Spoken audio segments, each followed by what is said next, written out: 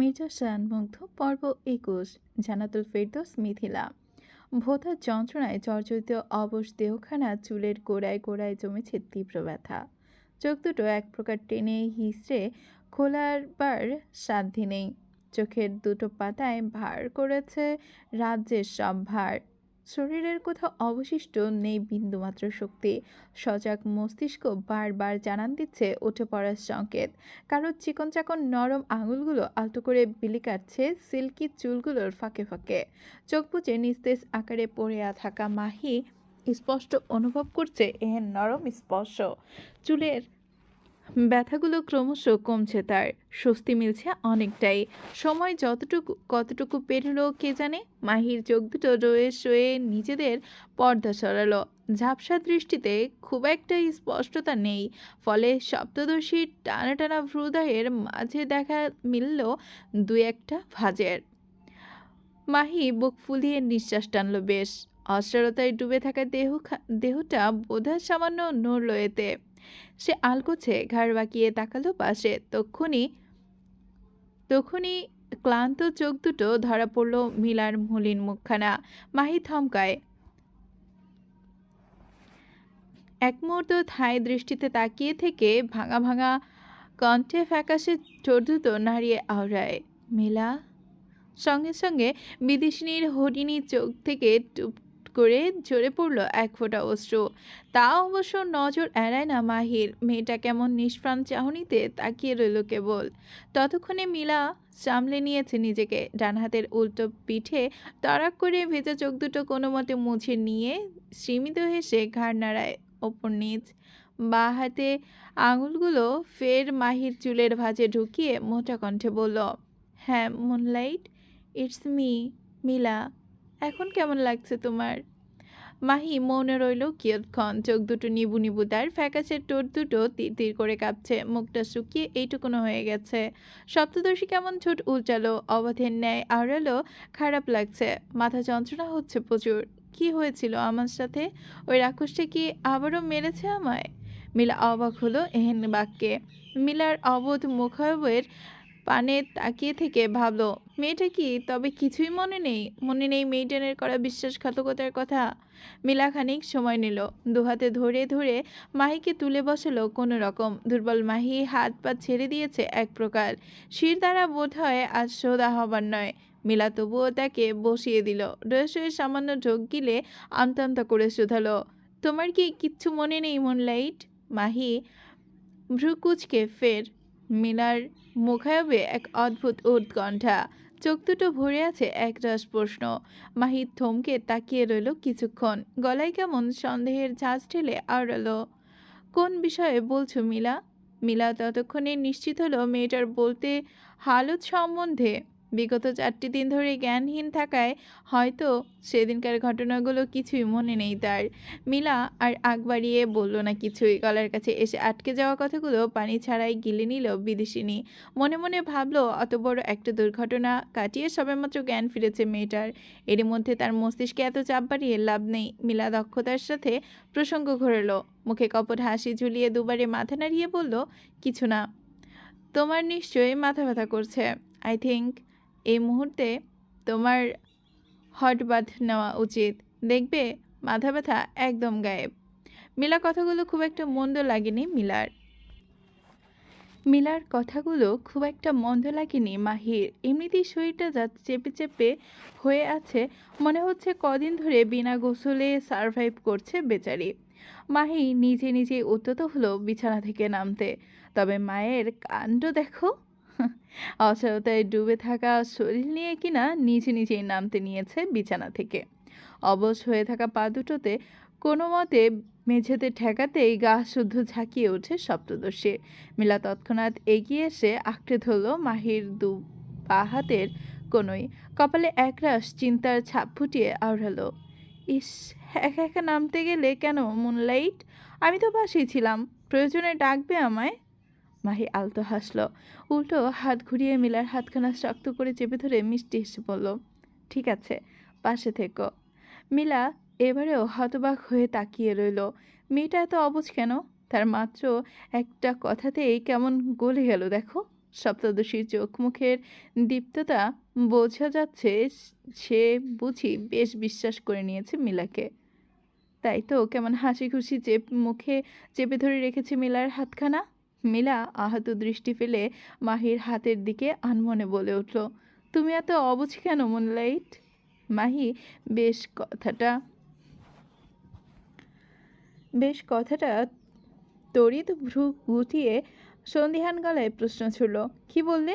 তৎক্ষণাৎ সদ্বিত ফিরল মিলার।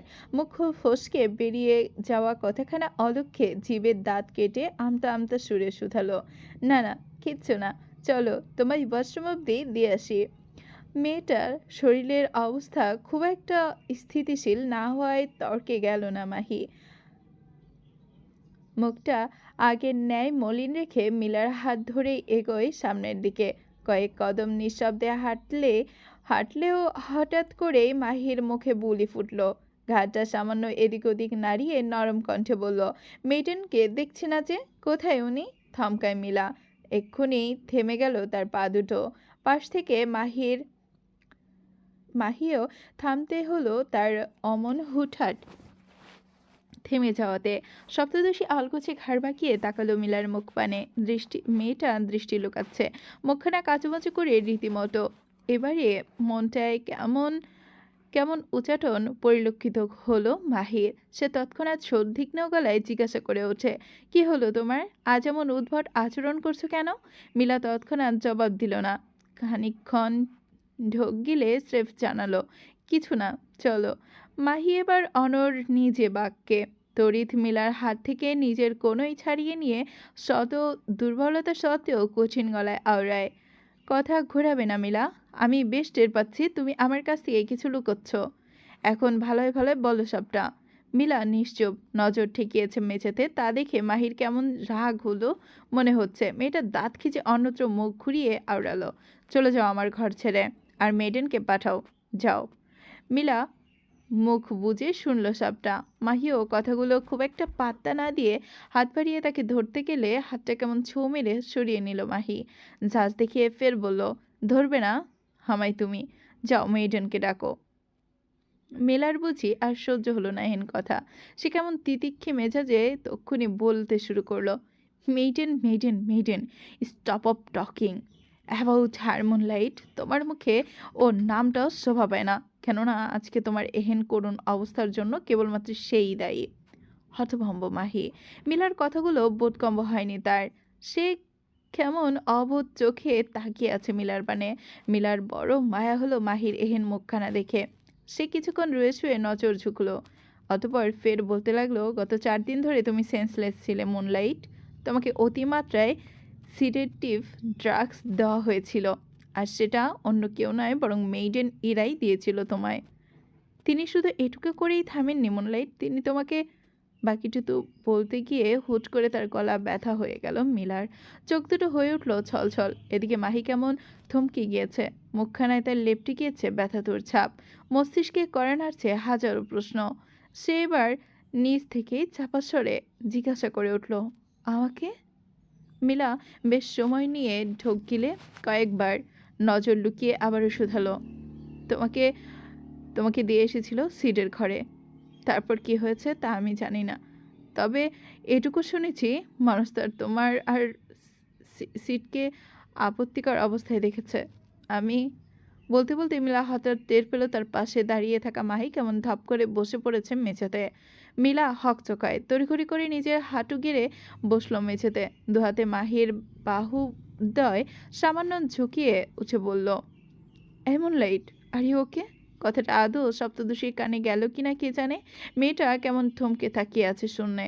চোখ দুটো পলকহীন, কার্নিশ বেয়ে নীরবে ঝরছে বাঁধহীন অশ্রু। সর্বঙ্গ বয়ে যাচ্ছে স্পষ্টতম তর ঝঙ্কার।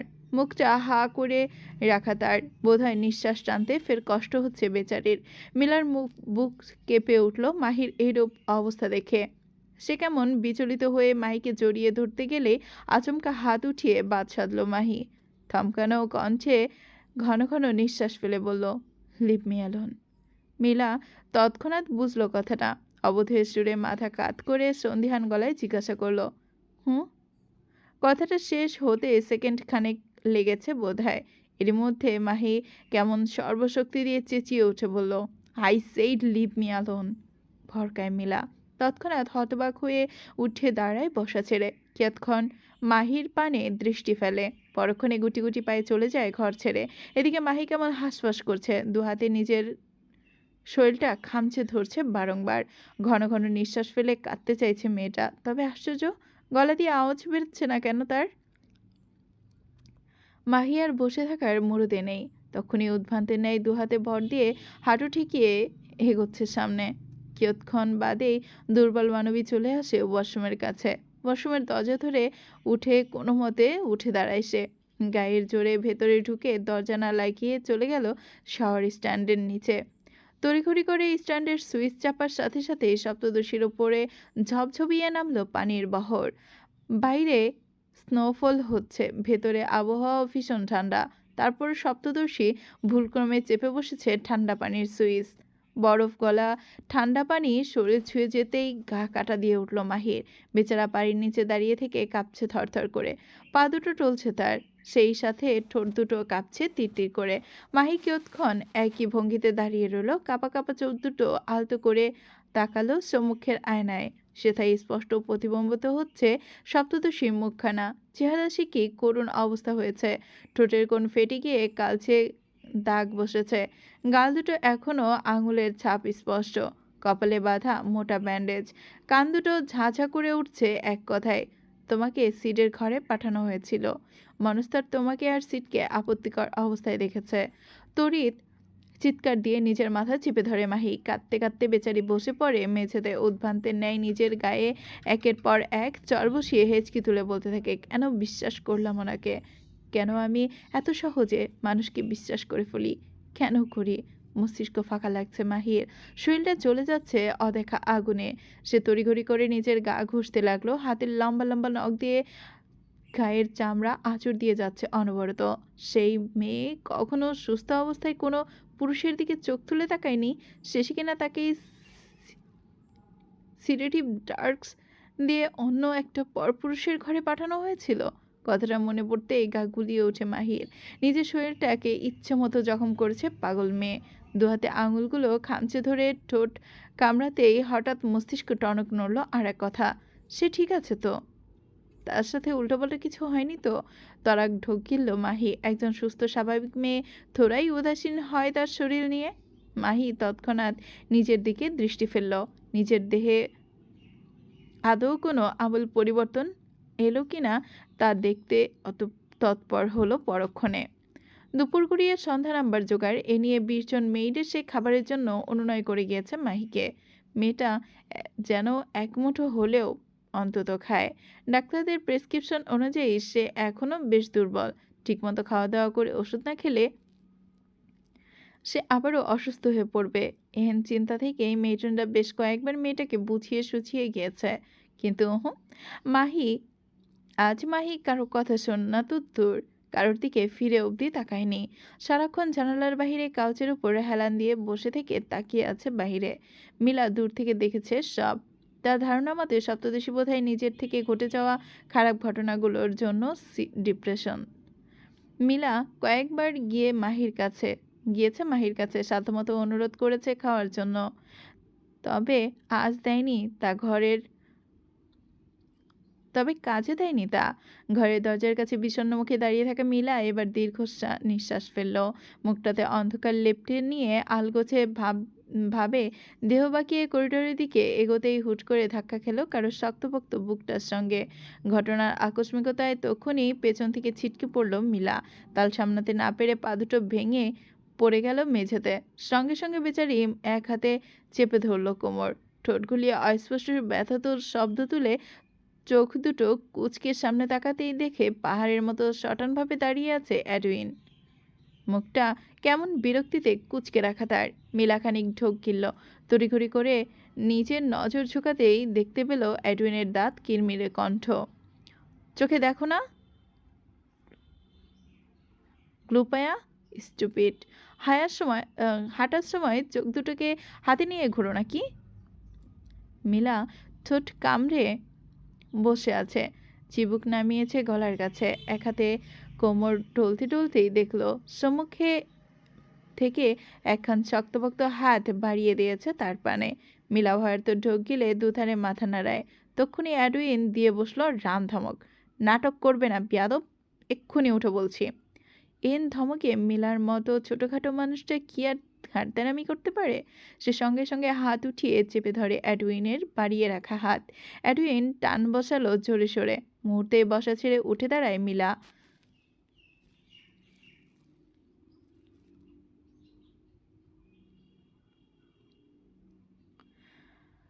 প্রাণটা বোধহয় এক্ষুনি হাতে চলে এসেছিল তার। এরই মধ্যে অ্যাডুইন ঝটকা দিয়ে ছাড়িয়ে আনলো নিজের হাত। গম্ভীর কণ্ঠে খানিক গলা খাকারি দিয়ে জিজ্ঞাসা করলো, মনবাট কি করছে? মিলা হতভম্ব চোখে তাকায় অ্যাডুইনের পানে। মোটেও সময় না দিয়ে হতবক কণ্ঠে শুধায়, মনবাটকে? অ্যাডুইন চিরবিরিয়ে উঠল কেমন, চোখ মুখ কুচকে জানালো, মেয়েটার কথা বলছি। মিলা ভ্রু উজালো, ঠোঁট দুটো গোল করে শব্দ তুলল খানিক। হাসি হাসি কণ্ঠে জবাব দিল, ঘরে আছে। কিন্তু কিন্তু অ্যাডুইন ভ্রু গুটিয়েছে তৎক্ষণাৎ।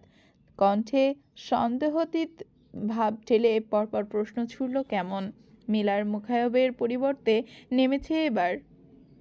পরিবর্তন নেমেছে এবার। মাথাটা হালকা নুয়ে জানালো, খাবার খাচ্ছে না মেয়েটা, শুধু কাচ্ছে আর কাচ্ছে। আমি সহ বাদবাকি মেয়েডরাও অনুরোধ করেছে খাবার খেতে, কিন্তু তবুও খাচ্ছে না মেয়েটা।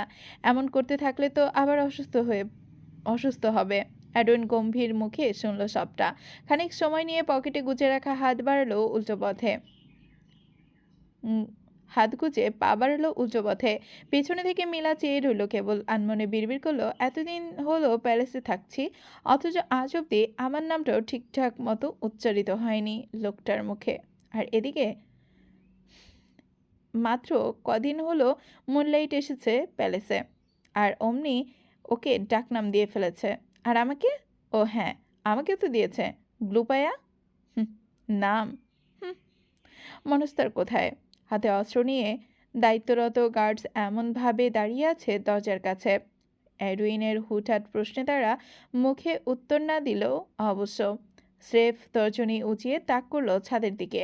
অ্যাডুইন স্তপায়ে পা বাড়ালো সেধায়। সম্পূর্ণ কাচের তৈরি গ্লাস হাউসটি, যার ছাদে রয়েছে পাতলা রেলিং বিশিষ্ট সুইমিং পুল। বাইরে যে পরিমাণে স্নোফল হচ্ছে, এতক্ষণে বোধহয় সুইমিং পুলের পানি জমে বরফে ঢাকা দিয়েছে। ধূপধাপ চড়ল কদমে বিশালাকার রুফটপের দাঁড়ে এসে দাঁড়ালো অ্যাডুইন। ধূপধাপ চড়ল কদমে বিশালাকার রুফটপের দুয়ারে এসে দাঁড়ায় অ্যাডুইন। বাইরে ঝরঝরে বেগে তুষারপাত হচ্ছে। সুইমিং পুলের পানি জমে বরফ বেঁধেছে বেশ। অ্যাডুইন ভ্রু গুটিয়ে কিছুক্ষণ সেদিকে এদিক ওদিক খুঁজল মনস্তারকে, তবে কোথাও দেখা নেই মহাশয়ের।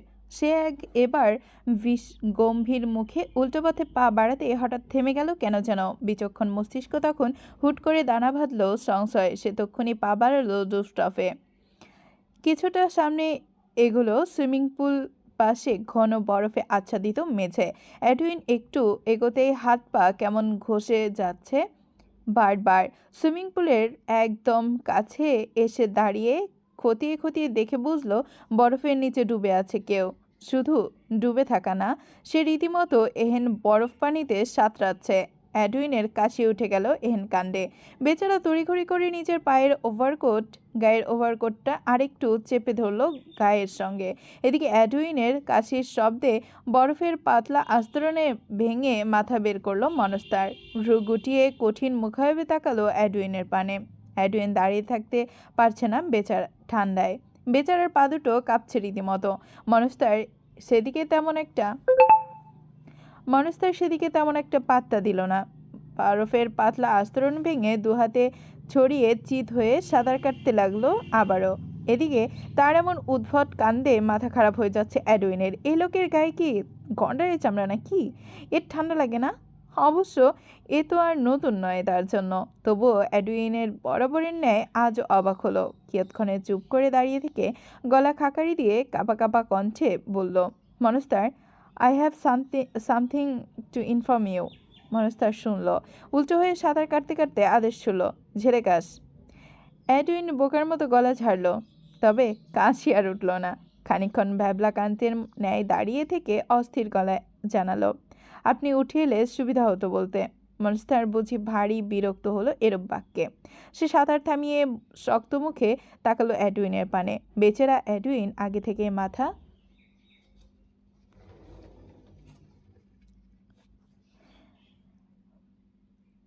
নুয়ে রেখেছে। মনস্তার বুক ফুলিয়ে নিঃশ্বাস ফেলে কটমট করতে করতে বেরিয়ে গেল সুইমিং পুল থেকে। গায়ে সের্ফ একটা কালো রঙের ঢিলেঢালা পাতলা ট্রাউজার। গায়ের ফর্সা উদম চামড়া কেমন লাল হয়ে আছে, মুখটা কেমন গোলাপি। পেটের 6টি পেশির গঠন স্পষ্ট বেশ। পেশিবহুল ইস্পাত দৃঢ়, হাত দুটো ফোলা ফোলা, ভাঁজ কেমন স্পষ্টতর। যুবক এক হাতে নিজের ওলফ কাট বাদামি চুলগুলো উল্টো দিক ব্রাশ করতে করতে চলে এলো বরফ ঢাকা মেঝেতে। অতঃপর কোনো দিকে না থেকে হুট করে গা এলিয়ে দিল অমন বরফের কোলে। এডউইনে জ্ঞান হারাবে বোধ হয়। মাথাটা এদিকে নাড়িয়ে বেচারা এগিয়ে আসে একটুখানি।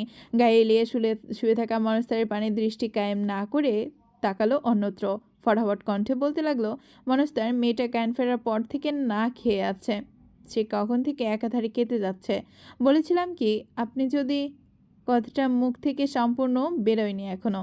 তার আগেই শোনা গেল মনস্তারের খ্যাক খ্যাক কণ্ঠ, এই চল চল, হাওয়া আনে দে। এমনিতেই নিজের হ্যান্ডসাম বডির গরমে অতিষ্ঠ হয়ে আছি, তার উপর যখন তখন ওই বান্দির মেয়ে নাকে কান্দন। চত্বর সব, খেলে খাক, না খেলে মরে যাক। Who the hell cares about that? Edwin আঙুল উঁচিয়ে কপাল চুলকালো, বিড়বিড়িয়ে আওড়ালো, I think that hell is you monster, who cares about her. Did you say something? তড়িৎ দুধারে মাথা নাড়ায় এডউইন। একদম চোরের মতো মুখ মুছে কপট গম্ভীর মুখে বলে ওঠে, নো মনস্তার, নাথিং। রাত 1:30টার কাছাকাছি। হাতে সিগার আর একটা হুইস্কির বোতল চেপে হেঁটে আসছে মনস্টার। গায়ে কালো রঙা ওভারকোট, ভেতরটা উদম। তিনি হাঁটার মাঝে দু একবার চুমুক বসাচ্ছে বোতলের মুখে। পায়ের গতি তার এগোচ্ছে মাহির কক্ষের দিকে। কক্ষটার বাহিরে দাঁড়িয়ে আছে গার্ডস। মনস্তারের কদমের শব্দ পেতেই ঘাড় ঘুরিয়ে তাকালো তারা। মনস্তার বলা নেই ক নেই হুট করে ঢুকলো মাহির। ঘাড় বাঁকিয়ে বিছানায় এদিক ওদিক তাকিয়ে খুঁজলো মেয়েটা। খানিকক্ষণ বাদে পেয়েও গেল তাকে। মাহি এখনো বসে আছে জানালার কাছে। জানালার কাজ উঠানো, শো শো করে ঢুকছে বাতাস। কক্ষের ফায়ারপ্লেসের জ্বলন্ত আগুনটা নিভে গেছে অনেক আগে। মাহি চুপচাপ বসে আছে কেমন, গায়ে পাতলা শাল চড়ানো, মুখটা ঘুরিয়ে রাখা বাইরে। মনস্তার এক চুমুকে টান বসালো হুইস্কির বোতলে। পরক্ষণে আঙুল উঁচিয়ে সিগারেট লম্বা টান বসিয়ে ক্রুর কণ্ঠে বলল, এভাবে বসে বসে না খেয়ে থাকার চেয়ে একেবারে জানালা থেকে লাফ দিয়ে নিচে পড়ে যা। এতে তুইও শান্তি পাবি, আমিও। ঘাড় ঘুরায়নি মাহি, ঠায় বসে রইল নিজের মতো। মেয়েটা কি জানে না এত মেজাজ চোটে মুগ্ধের, নাকি জেনেও ইচ্ছে করে করেছে মেয়েটা? মুগ্ধ দাঁতে দাঁত চেপে এগিয়ে আসে অনেকটা। হুইস্কির শুদ্ধ বোতলটা এক ঝটকায় মেঝেতে ছুঁড়ে ফেলতেই বোতলটা কেমন চূর্ণ বিচূর্ণ হয়ে ছড়িয়ে গেল এদিক ওদিক।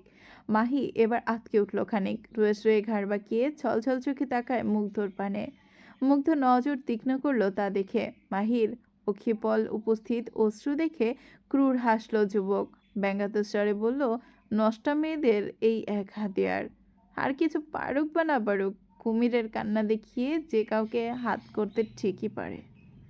এহেন বাক্যে গা জ্বলে উঠল মাহি। নিজের শারীরিক যন্ত্রণার কথা ভুলে গিয়ে মেয়েটা দাঁড়াতে উদ্যত হলো। তবে বালাই শার্ট, পা দুটো আজ বড্ড দুর্বল তার। চট করে হাঁটু ভেঙে বসিয়ে দিল তাকে। মুগ্ধ মুখায়বের পরিবর্তন ঘটেছে আবারও। সে হালকা ঝুঁকে এসে আঙুল উঁচিয়ে মাহির থুতনিটা স্পর্শ করতে গেলেই তার হাতটা ছিটকে সরিয়ে দিল মাহি। মুগ্ধ তৎক্ষণাৎ কটমটিয়ে উঠে হাত কিরমির করে তাকায় মাহির নত মুখ পানে। এদিকে দুহাঁটু মেঝেতে ঠেকানো। দুর্বল মাহি হালকা ঝুঁকে বসে আছে কেমন। মুখ দিয়ে কাশির সাথে সাথে বেরোচ্ছে লহুর ছিটে ফোটাও। ছোট্ট বদনখানি কাঁপছে তার। ঠোঁট দুটো বেশ ফাঁকা। বড় বড় নিঃশ্বাস টানতেও ভীষণ বেগ পেতে হচ্ছে মানবীর। সম্মুখে শটান হয়ে দাঁড়িয়ে আছে মানুষটার। সপ্তদর্শী এক পলকও তাকালো না তার পানে। দু চোখ ভরে অঝরে অশ্রু বিসর্জন দিয়ে কাঁদো কাঁদো কণ্ঠে আওড়ালো, আল্লাহর দোহাই লাগে, আপনার ওই অপবিত্র হাত দুটো দিয়ে আমাকে ছোবেন না। আমি আর পারছি না আপনার এহেন অত্যাচার সহ্য করতে। আমি সত্যি এখন ক্লান্ত, একদম ক্লান্ত। বিশ্বাস করুন, আমার যদি আর একটু সাহস থাকতো আমি সেই কবেই মরে যেতাম। কিন্তু আফসোস আমার, আমি এখনও ভীতু। শুনুন। এক মুহূর্ত থামলো সপ্তদর্শী। মাথায় ঠাই নুইয়ে রেখে নাক টেনে ফের আওলালো, আমি কোনোদিনও কারো কাছে কিচ্ছু চাইনি। বারবার বরাবর মুখ চোরা স্বভাবের মানুষ আমি। তবে আজ আপনার কাছে একটা কিছু চাইছি। দয়া করে আমায় একেবারে মেরে ফেলুন। অনুরোধ করছি, এবার একেবারে শেষ করে ফেলুন আমায়। চলবে। মির্জা শান মুগ্ধ। পর্ব 22। জান্নাতুল ফেরদৌস মিথিলা। হু হু করে কান্না বাঁধ ভেঙেছে সপ্তদর্শীর। ফর্সা মসৃণ মুখখানা জুড়ে ছড়িয়ে গিয়েছে রক্তিমাভা।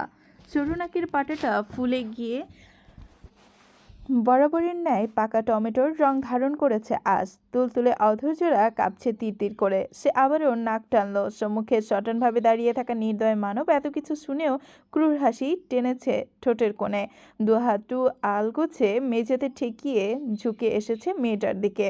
মাহি চিবুক নামিয়েছে কণ্ঠায়। হেঁচকি তুলে কাঁদতে আচমকা এক শক্তপোক্ত হাতের থাপা এসে বসলো তার চুলের গোছায়। এমনিতেই বেচারের ক্ষুদ্রকায় শরীরটা যন্ত্রণায় বুঁদ হয়ে আছে, তার উপর অমন শক্তপোক্ত হাতের থাবা। মাহি কোকিয়ে যাচ্ছে ব্যথায়। চোখ মুখে কুঁচকে আর্তনাদ বেরোচ্ছে তার কণ্ঠ ফুঁড়ে। বন্ধ চোখের কার্নিশ বেয়ে টুপটুপ করে গড়িয়ে পড়ছে নোনাধারা। মুগ্ধ কেমন ক্রূর চোখে তাকিয়ে আছে মেয়েটার মুখ পানে। তামাকে পোড়া পিয়ার্সিং করা ঠোঁট দুটো সামান্য পিষ্ট হলো দাঁতের সঙ্গে। বাদামি চোখজোড়া শ্রেষাত্মক ইঙ্গিত স্পষ্ট। সে এবার হাতের জোর বাড়ালো। শক্তপোক্ত হাতের তালুতে সজোরে পৃষ্ঠ হলো মাহির নরম চুলগুলো। মাহি তৎক্ষণাৎ চেঁচিয়ে ওঠে। ব্যথাতুর শব্দে কেঁপে কেঁপে উঠছে তার বদনখানি। তার এহেন আর্তনাদে বজ্র স্বস্তি পাচ্ছে মুগ্ধ। ঠোঁটের কোণে তার আচমকা ফুটে উঠল এক চিলতে পৈশাচিক হাসির রেশ। সে তৎক্ষণাৎ মাহির ছোট্ট মাথাটা মেঝের সঙ্গে চেপে ধরল। ঘটনার আকস্মিকতায় হকচকানোর সময় মেলেনি মাহির।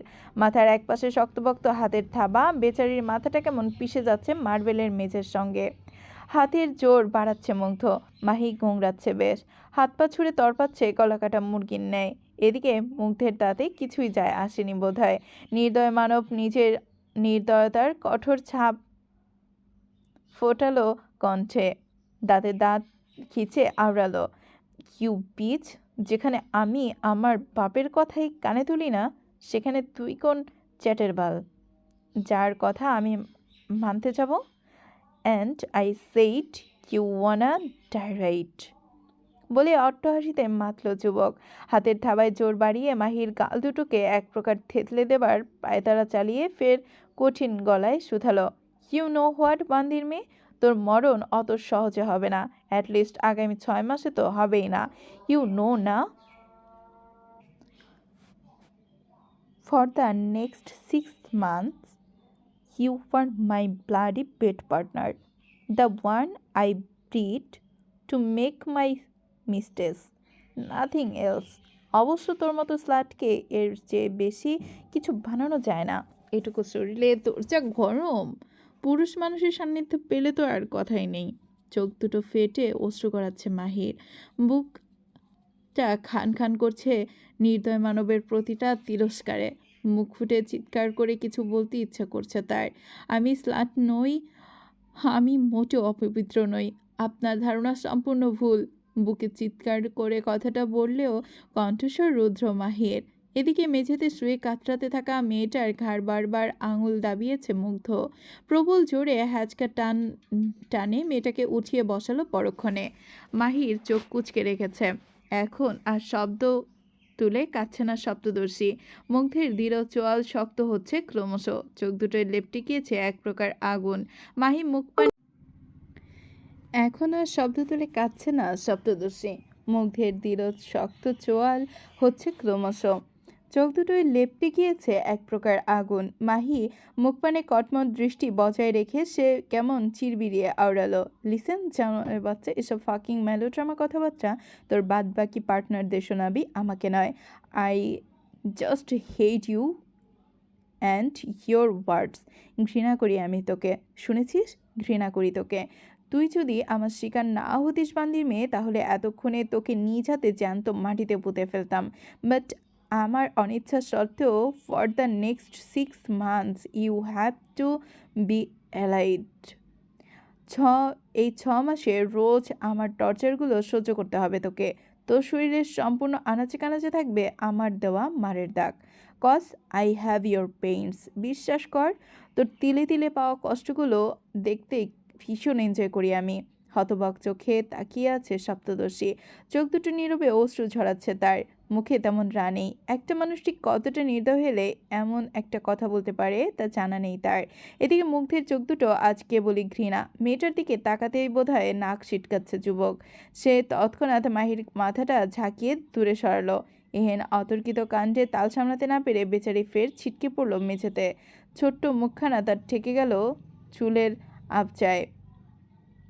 ওদিকে মুগ্ধ নামক বলিষ্ঠ পুরুষ উঠে দাঁড়িয়েছে ততক্ষণে, বাজ পাখির ন্যায় তীক্ষ্ণ দৃষ্টিতে মাহির দিকে এক দফা তাকিয়ে থেকে এগিয়ে এলো এক কদম।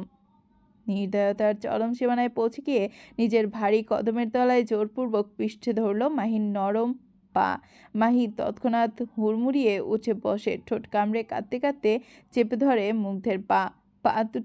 হাত দুটো ঠেলতে ঠেলতে অঝরে অশ্রু বিসর্জন দিয়ে দিয়ে বলে, ছাড়ুন প্লিজ, প্লিজ ছাড়ুন, ব্যথায় মরে যাচ্ছি আল্লাহ, হার পারছি না।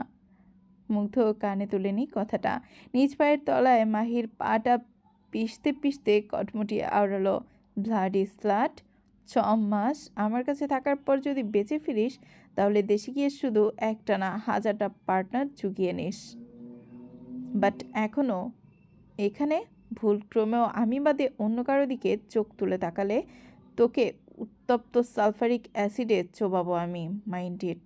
ঝাঁজ নিয়ে কথাটা বলেই পা সরালো মুগ্ধ, চোয়ালের পেশি শক্ত করে তখনই পা ঘোরালো উল্টো পথে। এদিকে মাহি দুহাতে নিজের পা চেপে ধরে কাঁদছে, ছলছল চোখ দুরা উঁচিয়ে তাক করলো দীর্ঘ নির্দয় মানবের চলে যাওয়ার পথের দিকে। কণ্ঠে একরাত অসহায়ত্ব ঠেলে উঁচু স্বরে আওড়ালো, আর কত মারবে না আমায়? আর কত ধরনের অত্যাচার করা বাকি আছে নির্দয় মানব? আর কত?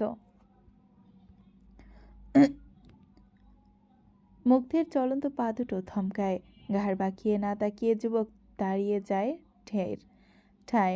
মাহি ফোপাচ্ছে, চোখ দুটো তার ঝাপসা হয়ে গেছে অশ্রুর আনাগোনায়, ঠোঁট দুটো কেবল ভেঙে ভেঙে আসছে সপ্তদর্শীর। সে এবার অসহায়ত্ব বাদ দিয়ে নিষ্প্রাণ কণ্ঠে শুধালো, হ্যাঁ আমি মানছি আমার বাবা দোষী, মানছি আমার বাবার ভুলের জন্য আপনি আপনার শৈশব হারিয়েছেন, কষ্ট পেয়েছেন। তাই বলে এখানে আমার কি দোষ? আমি কি আদৌ কোনো ক্ষতি করেছি আপনার? করিনি তো। তাহলে শুধুমাত্র তায়েফ এহসানের মেয়ে বলে এতটা অত্যাচার করছেন, তাই না? আমার গায়ে তায়েফ এহসানের রক্ত থাকাটাই তো আসল সমস্যা, তাই না?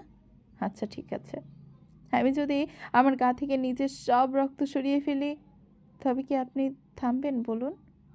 মারা বন্ধ করবেন আমায়? বাঁকা হাসল মুগ্ধ, তক্ষুনি শরীর বাঁকিয়ে পেছনে ফিরল, চোখের চাহনিতে ক্রুদ্ধতা লেপ্টে গম গম গলায় শুধালো, তোর শরীর থেকে শেষ রক্তবিন্দু অবধি ঝরিয়ে ফেলার দায়িত্ব আমার। সেটাতে তুই হস্তক্ষেপ করার কে? সময় হলে আমি মারব তোকে, আপাতত ওয়েট কর। আর দাঁড়ায়নি মুগ্ধ, ঠোঁটের কোণে তাচ্ছিলের হাসি দেখিয়ে কটকট পায়ে বেরিয়ে চলে গেল ঘর ছেড়ে। মাহি স্তম্ভিত নেত্রে তাকিয়ে রইল কেবল, হতবাক কণ্ঠে ফুঁড়ে অস্পষ্ট গলায় আওড়ালো, সত্যি আমায় মেরে ফেলবে? আন্ডারওয়ার্ল্ডের সবচেয়ে বড় দাপুটে গ্যাং দ্য রুশদি প্যান্থার, যাকে বহিরাগত ভিন্ন দেশে ভিন্ন ভিন্ন ভাষায় আখ্যায়িত করা হয়। আন্ডারওয়ার্ল্ডের বড় বড় গ্যাংস্টার, মাফিয়া যার একটিমাত্র হুকুমের জন্য চাতক পাখির ন্যায় অপেক্ষা করে থাকে, আর কেউ নয়। দ্য ডোমেন অফ শ্যানো মনস্টার, অন্ধকার থেকে আলোতে যাকে এখন অবধি দেখা যায়নি, যার মুখের দিকে চোখ তুলে তাকানোর সাধ্য নেই কারো। দ্য শ্যাডো মনস্টার, যার কাছে মানুষ মারা একদম ডাল ভাতের সমান। সেই মনস্টার কিনা একটা সামান্য মেয়ের জন্য রাশিয়ার টপ লিস্টের 35 জন ডাক্তারকে কিডন্যাপ করে নিয়ে গিয়েছে তার প্যালেসে। Is this really is possible? Damian সামান্য একটা কথায় বিস্ফোরণ ঘটেছে পুরো কনফারেন্স লাউঞ্জে। উপস্থিত ডাক্তাররা কেমন হাঁ করে তাকিয়ে আছে দামিয়ানের পানে। দামিয়ানের মুখাবে যতটা উচ্ছ্বাসিত ভাবস্রোত, বাদবাকি মুখাবে তা অনুপস্থিত। কনফারেন্সের টেবিলে একদম শেষের চেয়ারে গম্ভীর মুখে বসে আছেন ডক্টর মিয়ান।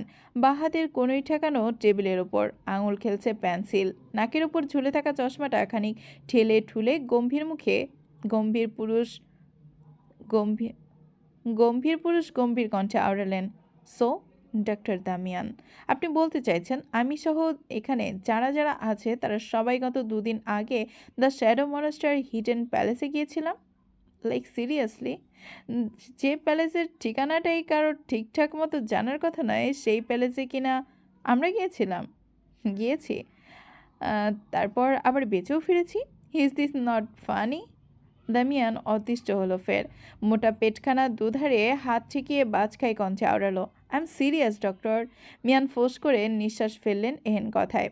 রয়ে শয়ে চেয়ার ছেড়ে উঠতে উঠতে শেষাত্মক কণ্ঠে বললেন, I think you are drug mister Damian, go and take some hangover.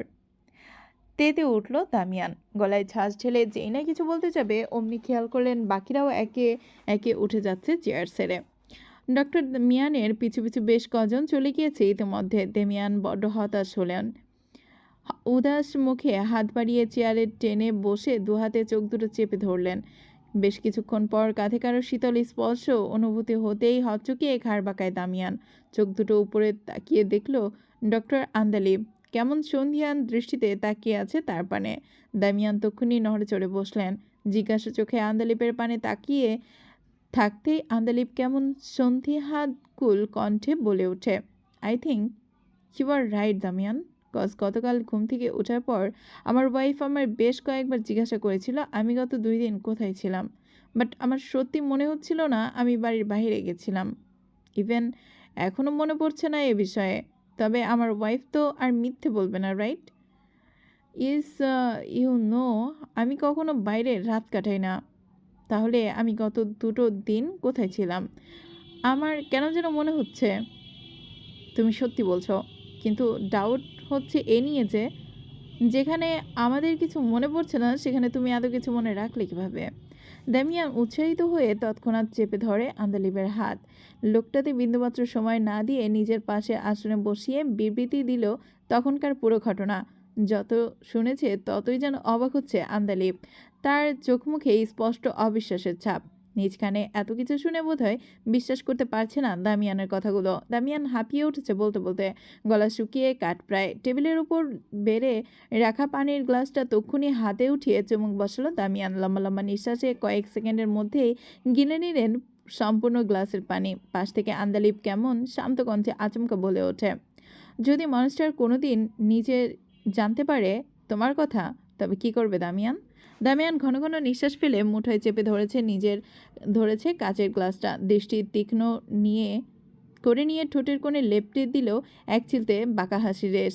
সময় নিয়ে শয়তানি বুদ্ধি কামালো দেখিয়ে জানালো তার আগে দ্য শ্যাডো মনস্টার উইক পয়েন্টের কথাটা অন্তত একজনের কানে দিয়ে নেই, তারপর যা হবে দেখা যাবে। ভরকায় আন্দালিব হৃদয়ের মাঝে ভাঁজ ফেলে সন্দিগ্ধ গলায় জিজ্ঞাসা করে ওঠে, কাকে বলবে? সঙ্গে সঙ্গে ঘাড় বাঁকিয়ে তাকায় দামিয়ান। ঠোঁটের কোণে ক্রূর হাসি লেপটে কেবল আওড়ায়, আছে একজন। বড়সড় কাচের তৈরি চেম্বারে বসে আছে মনস্টার। এ যেন চেম্বার নয়, এক কথায় ব্যাডমিন্টন কোর্ট। সম্পূর্ণ চেম্বারে প্রতিটি দেয়ালে জুড়ে সাজিয়ে রাখা দেশি বিদেশি ব্র্যান্ডের অস্ত্র। কয়েকটি খুব দামি তো কোনোটি আবার খুব রেয়ার। চেম্বারের একপাশে বিছিয়ে রাখা একখানা বড়সড় ডেস্ক, তার ঠিক পেছনের দেয়ালে সুরক্ষিত অবস্থায় আছে সল্ট ওয়াটার ক্রোকোডাইল। পানিতে সম্পূর্ণ কাচের তৈরি দেয়ালে কি সুন্দর করে ঝিমোচ্ছে হিংস্র কুমির। তার পাশেই স্তূপ জমেছে মানব শরীরের হাড়গোড়ের। বোধহয় বড্ড আয়েশ করে খাবার খেয়েছে কুমির বাবাজি, তাই এখন ঝিমোচ্ছেন তিনি। এদিকে তার সামনেই বেচারা চেয়ার পেতে ডেস্কের উপর পা তুলে বসে আছে মুগ্ধ। এক হাতে ফাইল ঘাটছে, আর এক হাতে আঙুলে ভাজে জ্বলন্ত সিগার। গম্ভীর মুখের যুবকের কপালখানায় বেশ কটা ভাঁজ বিদ্যমান। ফাইল কাটার ফাঁক করে কয়েকবার টান বসাচ্ছে সিগার। এর মধ্যে চেম্বারে দরজায় কড়া নাড়বার শব্দ হলো খানিকটা। মনস্টার মোটেও পাত্তা দেয়নি তাতে। মিনিট দুয়েক যেতেই চেম্বারের দরজা খুলে ভেতরে ঢুকে অ্যাডউইন। মনস্টারের মুখে আদৌ কোনোদিন অনুমতি পেয়েছে সে যে আজ পাবে? গম্ভীর মুখে অ্যাডউইন শুয়ে কদম বাড়াচ্ছে। ডেস্কে থেকে প্রায় 5 হাত দূরত্বে মাথা নুইয়ে দাঁড়িয়ে থাকে। হাত দুটো কোমরের পিছে বেঁধেছে। গলায় ভারী গম্ভীর্যের ছাপ ফুটিয়ে নিচু সরায় আমরায়। মনস্তার, মানি লন্ডারিংয়ের ক্লিন টাকা গতকালকেই রিফান্ড হওয়ার কথা ছিল, বাট ইস্তাম্বুল থেকে এখনও তেমন কোনো রেসপন্স আসেনি। আমি কি তবে তাকে জানিয়ে দিব এ টাকা কার? ব্যস্ত দৃষ্টিখানা থামল মুগ্ধের। ফাইলের ভেতর থেকে দৃষ্টি সরিয়ে এনে তাকে কেবল অ্যাডউইনের ওপর। কিয়ৎক্ষণ সরু চোখে তাকিয়ে রইল মনস্টারের। অতঃপর ঠোঁটের কোণে তার আচমকা দেখা মিলল ক্রূর হাসির রেশ। সে চট করে হাত থেকে ফাইলটা ডেস্কের ওপর ছুঁড়ে ফেলল। পা দুটো আস্তে ধীরে ডেস্ক থেকে নামিয়ে এনে গম্ভীর কণ্ঠে আওড়াল, মাঝে মধ্যে শুধু নাম বলা জরুরি না অ্যাডউইন, পাওয়ারও দেখাতে হয়। আজ না হয় ওরাও দেখুক দ্য শ্যাডো মনস্টারের আনটোল্ড পাওয়ার। জেট রেডি কর, I am coming. Monster, Edwin মনস্তারের নত মস্তিষ্কে ঠোঁট কামড়ে হাসল বোধহয়। মনস্তার তার ফর্মে ফিরেছে। আহা আহা, ঠিক কতদিন পর আগের দৃশ্য দেখবে সে। ভাবতে ভাবতে মনটা কেমন আনন্দে নেচে কুদে উঠছে তার। জীবনের উপর পা গুটিয়ে বসে আছে মাহি, মুখ ঘুরিয়ে রেখেছে অন্যত্র। পাশেই খাবারের প্লেট কোলে নিয়ে বসে আছে মিলা। লোকমা তুলে এগিয়ে রেখেছে মাহির দিকে, বরাবর অনুনয়ে জুড়ে রেখেছে। একটু খাও না মুনলাইট, বেশি না, মাত্র একটু খেলেই হবে। সপ্তদশী বেজায় মুখখানা ঘুরিয়ে রেখেছে কেমন। মিলার অমন অনুনয়ে গলছে না আজ, উল্টো ভাব ধরেছে কঠিন। মিলা হাঁপিয়ে উঠেছে বলতে বলতে। মাহির এহেন অপারগতা বড্ড পীড়া দিচ্ছে তাকে। মেয়েটা কেমন আহত চোখে তাকিয়ে রইল মাহির মুখপানে। কণ্ঠ ধরে আসছে তার। একটু কাঁদতে পারলে বোধহয় ভালো লাগতো।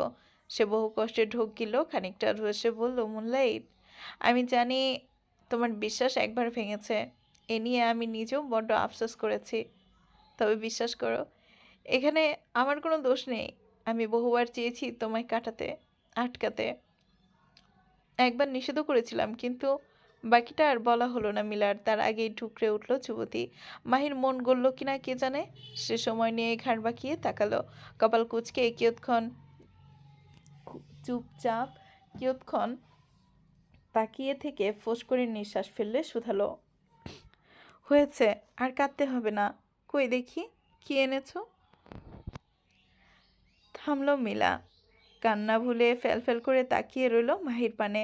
অবাধ সুরে ফের জিজ্ঞাসা করলো, সত্যি খাবে? মাহি প্রতি উত্তরে ছোট্ট করে উত্তর জানালো, মিলার খুশির এবার ধরাছোঁয়ার বাহিরে। মেয়েটা কেমন উচ্ছ্বসিত হয়ে ফের লুকমা তুলে এগিয়ে দিল মাহির মুখের দিকে। মাহি এবার আর মুখে ঘোরায়নি, আলতো করে হাঁ করে মুখে পুরে নিল খাবারটুকু। আয়েশে চিবাতে আরেকবার লোকমা উঠল তার মুখের দিকে। এবারও বিনা বাক্যে ব্যয়ে হাঁ করলো মাহি। খাচ্ছে সে, অথচ আনন্দ চোখ দুটো চিকচিক করছে মিলার। মাহি অবশ্য খেয়াল করেনি তা। আনমনে চিবাতে ব্যস্ত সপ্তদর্শী। পিনপতন নীরবতায় ছেয়ে থাকা পুরো কামরা জুড়ে হঠাৎ ছড়িয়ে পড়ল এক বিকট গর্জনধ্বনি। মাহি আঁতকে উঠে এহেন গর্জনে। এই বুঝি ধরনী আকাশ চিরে কিছু একটা নেমে আসবে এক্ষুনি। মাহি খাওয়া ফেলে ফ্যালফ্যাল করে তাকিয়ে আছে এদিক ওদিক। ভয়ার্ত কণ্ঠে মুখ ভর্তি খাবার নিয়ে অস্পষ্ট স্বরে আওড়ালো, এটা কিসের আওয়াজ? মিলা সীমিত হাসল। বাঁ হাতে মাহির মুখখানা দৃঢ়ভাবে চেপে ধরে আশ্বস্ত করলো ভয় না পেতে। মাহিও তাই করলো। সময় যেতে যেতে আওয়াজটা মৃদু শোনাচ্ছে যেন। মিলা তখনও নরম কণ্ঠে বলে ওঠে, এটা প্রাইভেট জেটের শব্দ। আই থিঙ্ক মনস্টার কোথাও যাচ্ছে। তরা ঘাড় উঠায় মাহি। সন্দিগ্ধ দৃষ্টি ঠায় বজায় রেখে প্রশ্ন ছুড়ল, এত শিওর হলে কিভাবে? হুটহাট কৌতুক শুনলে মানুষ যেভাবে হো হো করে হেসে ওঠে, ঠিক তেমনই মিলাও তেমন করে হেসে উঠল। হাসতে হাসতে গায়ের ওপর গড়িয়ে পড়ার দশা তার।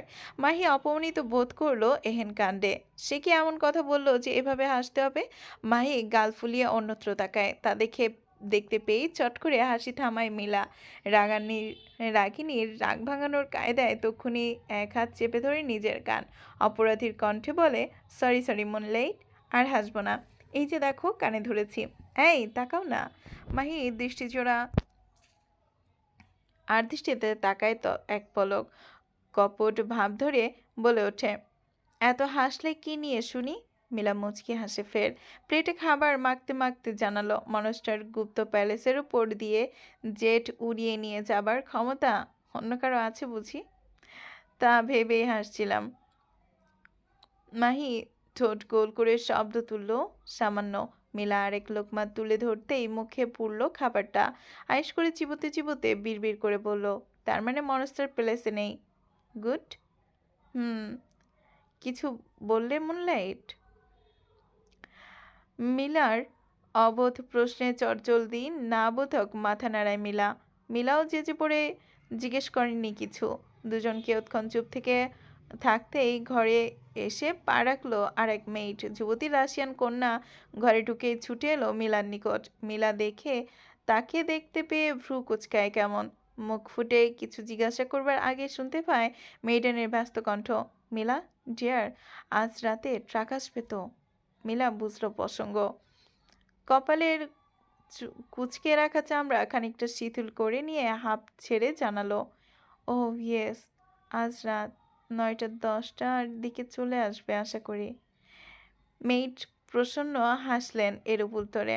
এদিকে মাহি কেমন হাঁ করে তাকিয়ে আছে দুজনের পানে। তাদের কথাবার্তা খুব একটা বোধগম্য হয়নি মানবীর। সে খানিক দোনামোনা করে জিজ্ঞাসা করে উঠল, কিসের ট্রাক আসবে মিলা? মিলা নজর ঘোরালো মাহির পানে। আলতো হেসে বলল, মাসকাবাড়ি বাজারের। প্রতি মাসে একবার আসে। একসাথে 4-5 ট্রাক চলে আসে। তা দিয়েই চলে যায় সারা মাস। মাহির ছোট্ট মস্তিষ্ক আজ বড্ড প্রখরতায় ডুবেছে। মুখটা হয়েছে গম্ভীর। মানবী মনে মনে কি যেন ভাবছে। বোধহয় ছক কষছে কোনো কিছুর। সে আচমকা গম্ভীর মুখে প্রশ্ন ছাড়ে, কয়টার দিকে আসবে ট্রাক? অ্যাজ অ্যাকচুয়াল রাত 9টা-10টার দিকে। সপ্তদর্শী রহস্যময় হাসি টানল ঠোঁটের কোণে। মাথাটা খানিক নুইয়ে রেখে মনে মনে আওড়ালো, পয়েন্ট নোটেড। চলবে। কি চলছে মাহির মাথায় জানাতে ভুলবেন না কিন্তু। আর গল্পটি কেমন লেগেছে অবশ্যই বলবেন। আমি আশায় থাকবো। Thank you for watching.